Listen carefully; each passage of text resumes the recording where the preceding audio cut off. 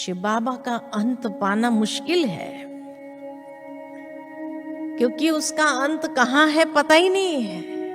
जिस तरह समुद्र का या धरती का तो अंत या आकाश का अंत पाना मुश्किल है, पता ही नहीं है कि इसका अंत कहाँ है। ठीक इसी तरह शिव बाबा का अंत पाना भी मुश्किल है, लेकिन उस अनंत में अपने मन को ले जाते हुए एक क्षण ऐसी आती है जब उस शिव बाबा के विशाल जो स्वरूप है, जो तेज है, उस तेज में हम अपने आप को जैसे बाबा के प्रेम में अपने आप को समा सकते हैं। तो इसीलिए जो बाबा की आज जो दूसरी महिमा थी, एक तो ज्ञान का सागर, दूसरा बाबा ने क्या प्रेम का सागर।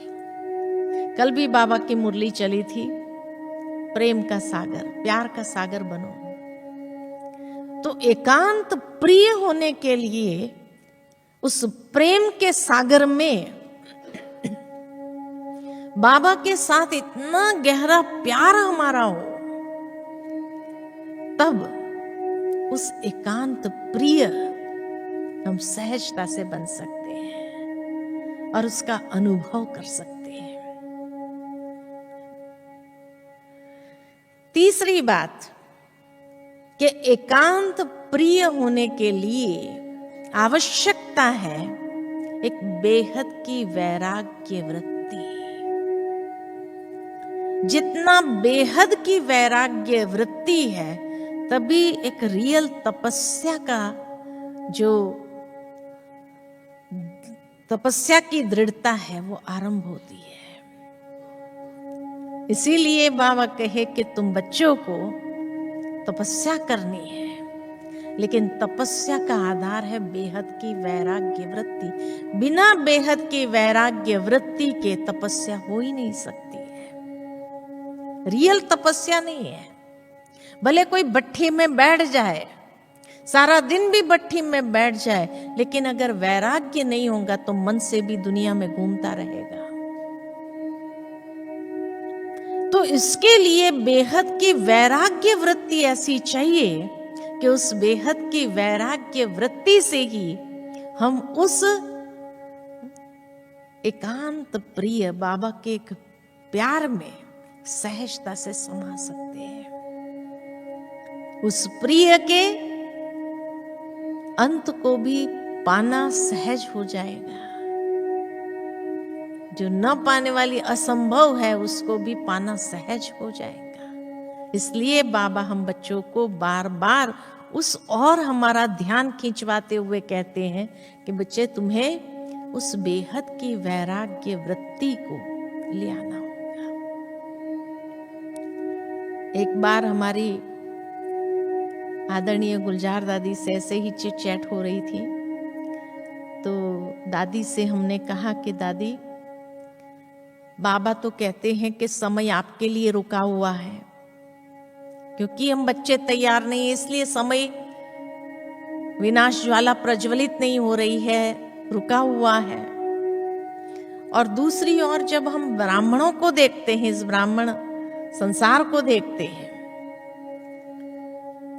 तो वहां ऐसा नजर आता है कि ब्राह्मणों की चाल जिस तरह से है, सतो प्रधानता की तरफ जाने के बजाय कभी कभी लगता है दुनिया के आकर्षणों में जा रहा है। तो क्या फिर कभी विनाश होगा ही नहीं? अगर समय हमारे लिए रुका है, लेकिन हम तैयार होने के बजाय हम दूसरी ओर जा रहे हैं, तो क्या विनाश होगा ही नहीं? क्योंकि मैंने दादी से कहा कि जब बाबा साकार में थे और तभी दादियां, आप लोग ने जो तपस्या किया, सतो प्रधानता की तपस्या थी आप लोगों की, वो समय को जल्दी ले आती थी। लेकिन ऐसी तपस्या कहाँ है? ब्राह्मणों के जीवन में तपस्या कहाँ है? तो दादी मुस्कुराकर कहने लगी कि समय तो आएगा और ब्राह्मण ही लाएंगे, लेकिन कोई भी धर्म को 4 अवस्था से गुजरना पड़ता है।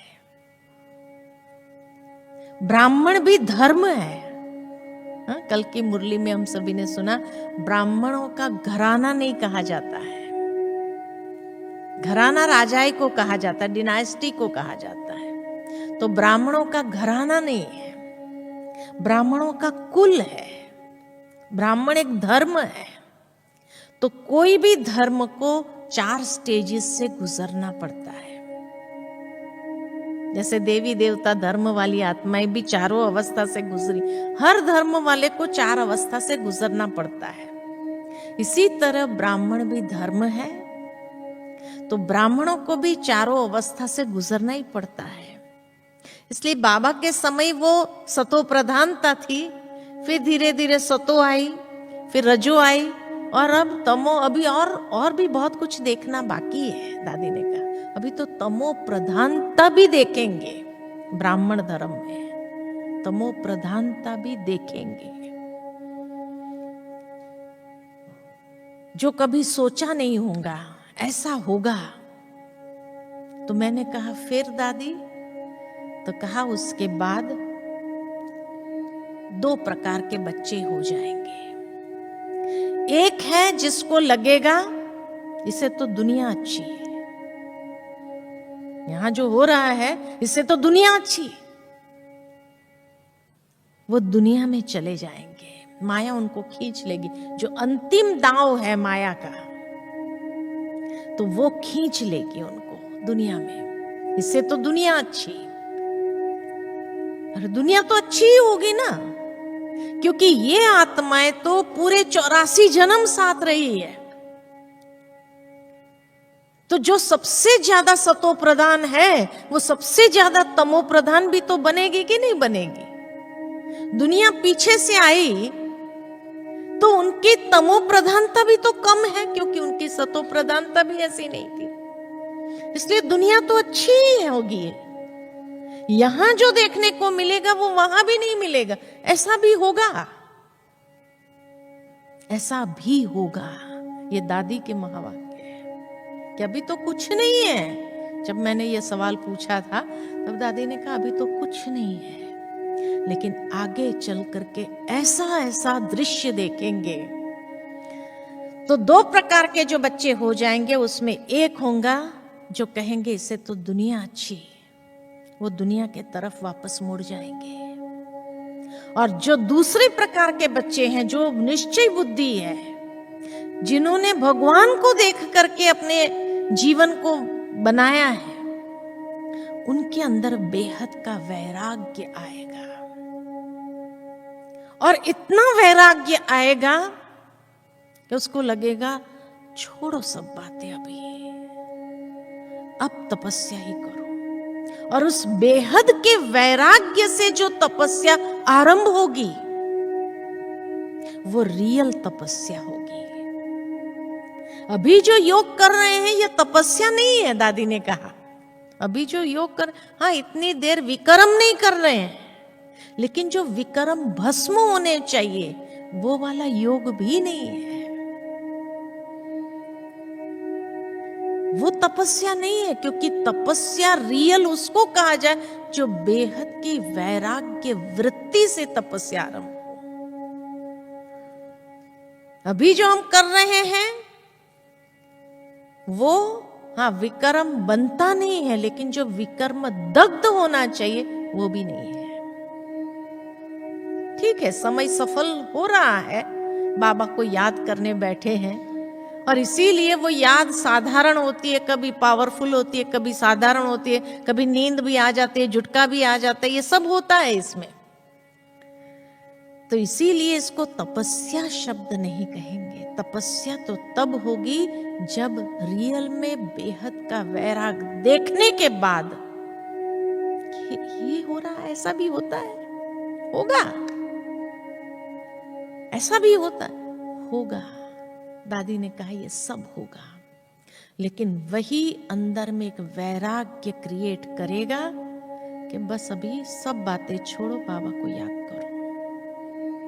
और उस समय जो एकदम बेहद की वैराग्य वृत्ति से जो याद में बैठेंगे तो एक टिक हो जाएंगे, एकाग्र हो जाएंगे और उस स्थिति से समय को ले आएंगे। वो आत्माएं समय को, विनाश ज्वाला को प्रज्वलित करेंगी। अभी जिस तरीके से चल रहे हैं ये कोई विनाश ज्वाला को प्रज्वलित नहीं करती है।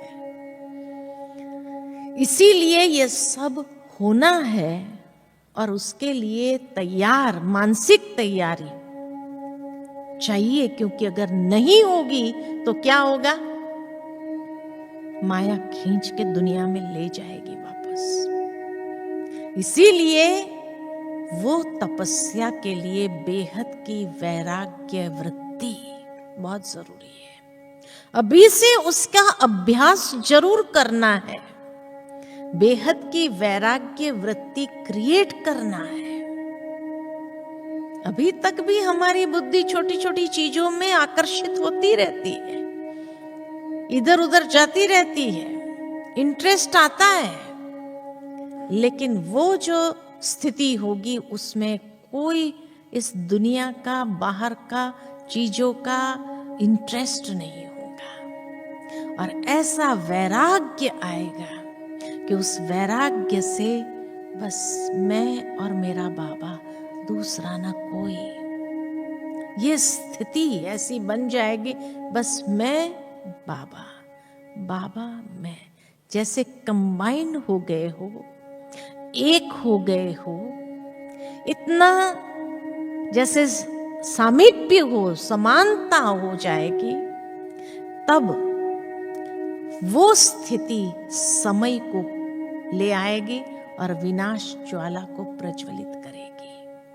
थोड़ी सी आत्माएं ही होगी, वो ज्यादा नहीं होगी, लेकिन वो थोड़ी सी आत्माएं भी विनाश ज्वाला को प्रज्वलित करने के लिए ताकतवर होगी, शक्तिशाली होगी। ये एकांत की प्रैक्टिस हमें यही करनी है। इसलिए कहा बेहद की वैराग्य वृत्ति। ओम शांति।